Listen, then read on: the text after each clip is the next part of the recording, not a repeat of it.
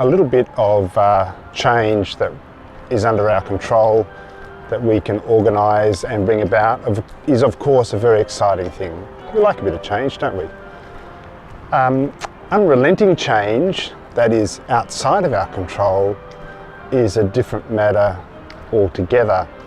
Change can be simply exhausting over a period of time.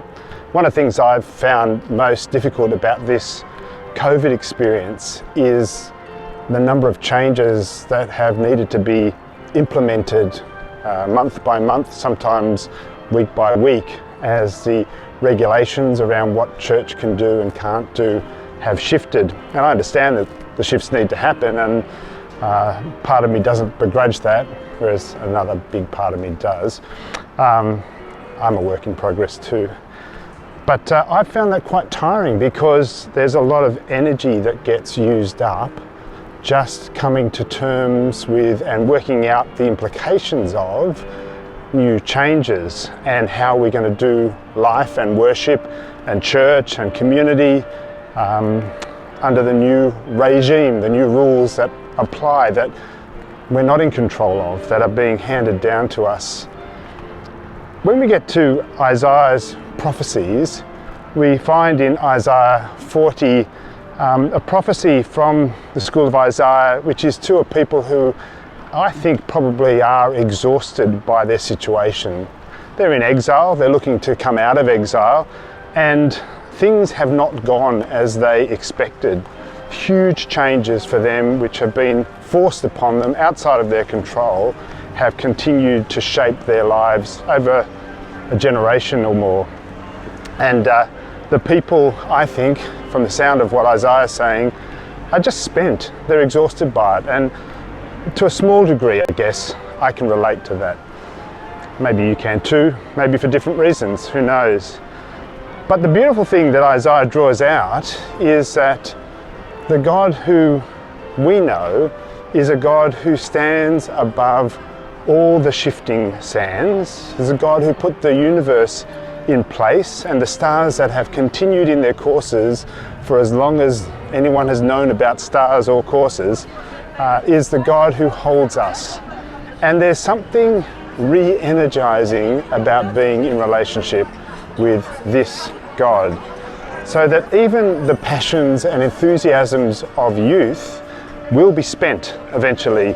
You know, people get into middle age and then they get older, and some people hold on to their youthfulness for longer than others, but even they eventually run out of steam. But those who wait upon the Lord and the eternal realities that God represents, they find new strength. They rise up as if on wings of eagles, and they run and they don't get weary. This is an extraordinary thing.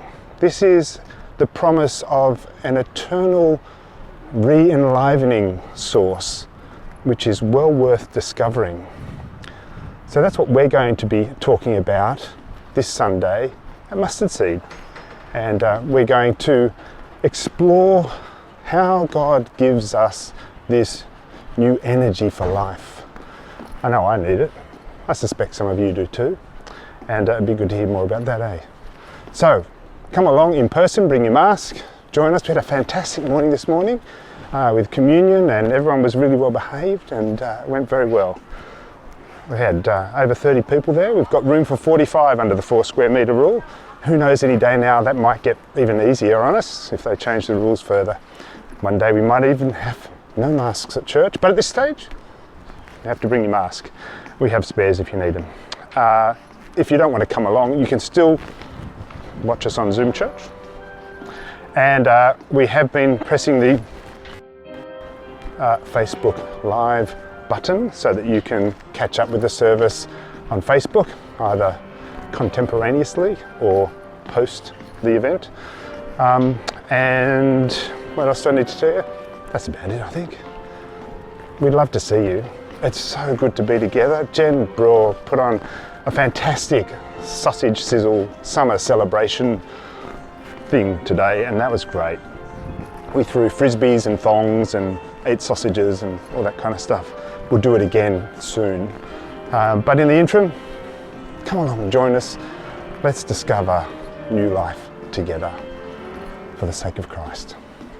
Amen. Stay faithful. God bless.